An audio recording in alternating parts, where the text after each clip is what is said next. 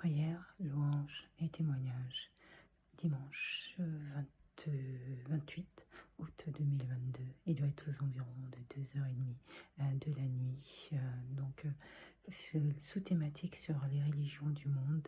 Et aujourd'hui, je vais aborder donc dans cette vidéo particulièrement la religion juive. Et donc pour aborder ce sujet sur la religion juive, je vous propose d'écouter cette chanson qui s'intitule Ashira l'Adonai. Écoutez donc.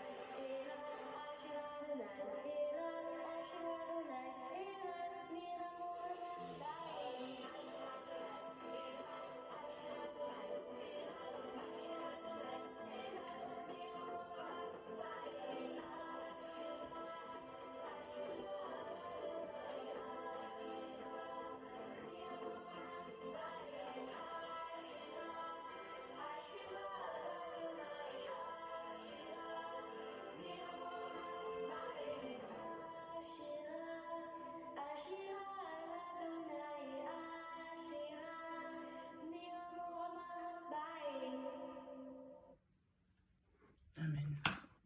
Amen, amen. La religion juive. Quelle religion, quel parcours de ce peuple. La traduction, puisque Israël signifie donc celui qui lutte avec Dieu, Dieu fort ou Dieu triomphe, celui qui lutte avec Dieu. Et dans celui, c'est plutôt le peuple qui lutte avec Dieu. C'est tout un peuple, celui de Canaan, depuis des siècles, lutte avec Dieu. Euh, c'est incroyable quand on regarde la trajectoire de ce peuple, comment ce peuple a attisé des formes de jalousie de la part provenant des autres peuples. Euh, Peut-être en partie en raison des richesses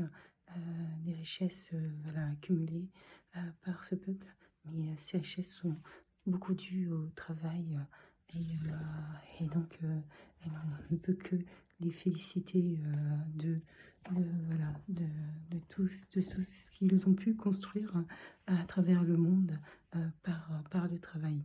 Et l'histoire a démontré que c'est souvent ces peuples-là qui sont montrés du doigt et ces peuples-là qui parfois attirent une forme de jalousie et lorsque le diable trouve, je dirais, des petits tunnels où il peut s'atteler à mettre encore plus d'animosité, de rancœur, de haine entre les individus, et ben il ne laisse pas passer ce type de possibilité. Et ce qui fait que on a un peuple qui, pendant des années, des siècles, a été un peuple visé, ciblé.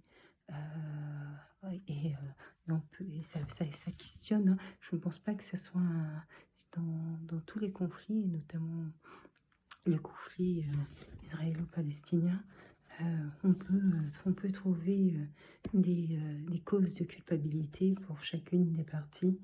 C'est très complexe de pouvoir saisir les tenants et les aboutissants, et puis d'avoir un état de la situation réelle aujourd'hui.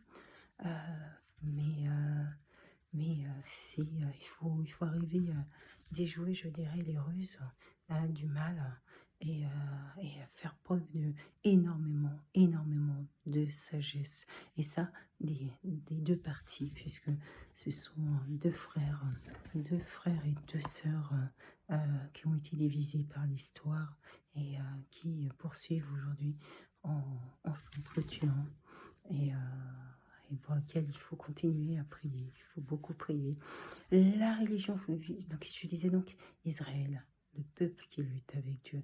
Qu'est-ce que c'est joli, je trouve. Le nom Israël est joli, mais quand on en comprend la signification, on dit, ah oui, en effet, ça donne toute autre compréhension voilà, de la situation vécue par ce peuple, à qui on va attribuer un morceau de terre dans notre monde pour qu'il puisse s'installer.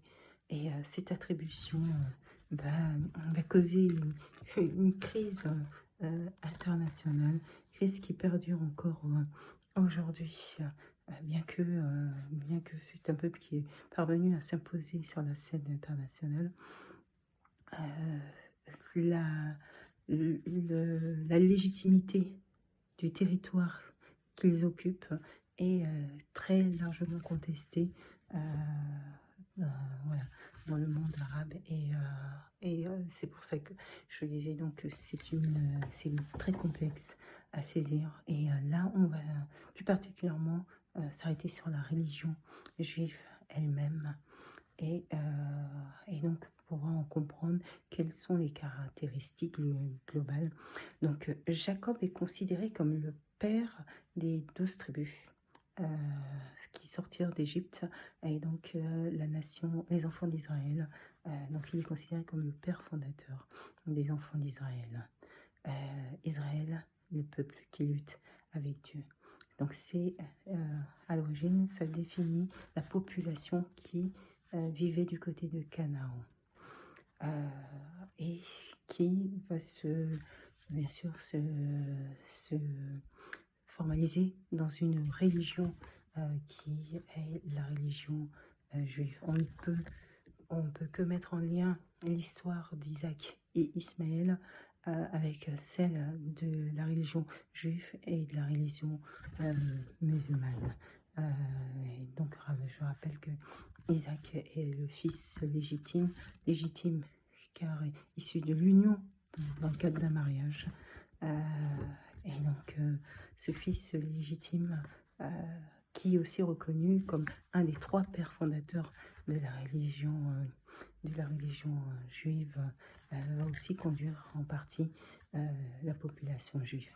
C'est au congrès de Bâle que véritablement est considérée la naissance du peuple juif. Aujourd'hui, on comptabilise, si sauf erreur de ma part, plus de 14 millions de juifs dans le monde qui sont répartis à 80% en Israël et aux États-Unis. Il faut aussi rappeler que l'animosité qu'a dû faire face ce peuple sur certains territoires, dont la France, il y a des Juifs qui avaient certes quitté le territoire d'Israël, mais qui sont repartis dans leur territoire, dans leur pays, là où ils se sentent être chez eux. Donc le judaïsme a pour fondement les enseignements de la Torah, du Talmud et les lois juives de Halakha. Donc la religion juive est une religion monothéiste, qui croit qu'en un seul Dieu omniprésent, omnipotent, omniscient.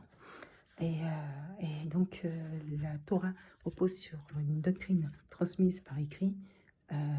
Les Talmud reposent sur une doctrine transmise oralement dans les discussions rassemblées, et la loi juive, la halakha, se fonde sur les enseignements écrits et oraux du judaïsme, ainsi que les lois rabbiniques rédigées au fil du temps. Donc elle est compilée dans le Shulchan Aruch, le code légal du judaïsme, qui référence l'ensemble des normes et règles aujourd'hui en vigueur. Donc la halakha signifie la voie, V-A-I-E, donc la voie dans le sens du chemin à suivre. Et quand on met en lien, quand on parle de la question du chemin à suivre, c'est que bien souvent il y a cela un guide. La halakha regroupe